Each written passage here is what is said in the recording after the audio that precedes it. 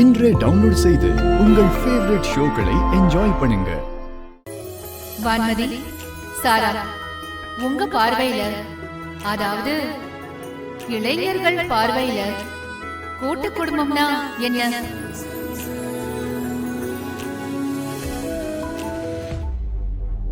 கூட்டு குடும்பம் நல்லதுதான். ஆனா அது தனிப்பட்ட உணர்வுகள், வாழ்க்கைய, உறவுகளை மதிக்காத வரைக்கும் நல்லதுதான்.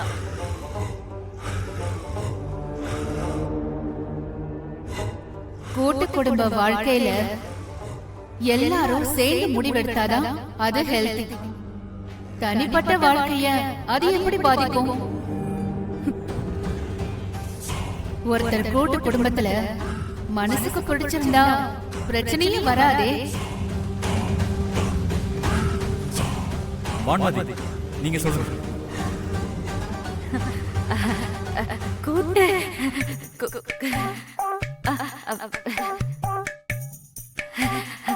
கூட்டு குடும்பங்கிறது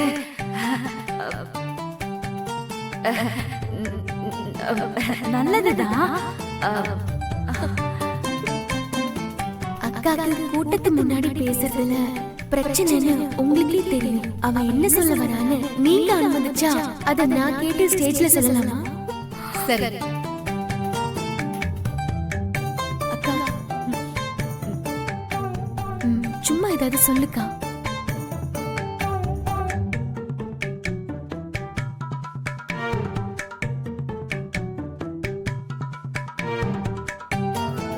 அக்கா சொன்ன விஷயத்த நான் இப்ப ஸ்டேஜ்ல சொல்றேன்.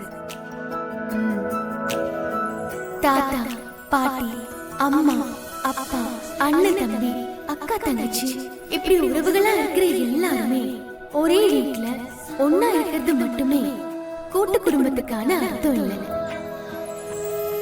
அப்படி ஒன்னா இருக்கிறவங்களோட உணர்வுகள் ஒண்ணுக்குள்ள ஒன்னா பிரிஞ்சு போயிருக்கிறது தான் கூட்டு குடும்பத்தோட பேசிக் ஐடியாலஜி. சந்தோஷமோ துக்கமோ அங்க எல்லாருக்கும் பொதுவானதா இருக்கும். போட்டி, பொறாமை, இந்த மாதிரி வார்த்தைக்கு கூட்டு குடும்பத்துல அர்த்தமே கிடையாது.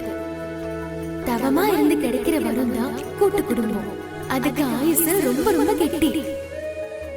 தனிப்பட்ட எந்த சக்தியாலையும் அந்த கூட்டு குடும்பத்தோட எமோஷன்ஸ உடைச்சிட முடியாது.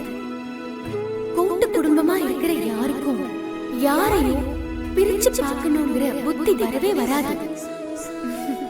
ஆனா வெளியில இருக்கிற சில பேருக்கு கூட்டு குடும்பத்தை உடைக்கிற ஐடியா வந்து வந்து போலாம். ஆனா அதுக்கெல்லாம் எந்த காலத்திலயும் வாய்ப்பே வராது.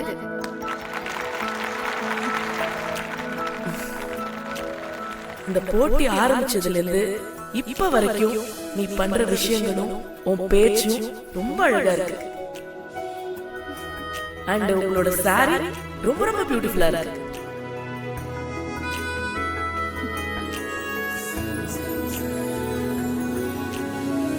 சோ இந்த காம்படிஷனோட வின்னர்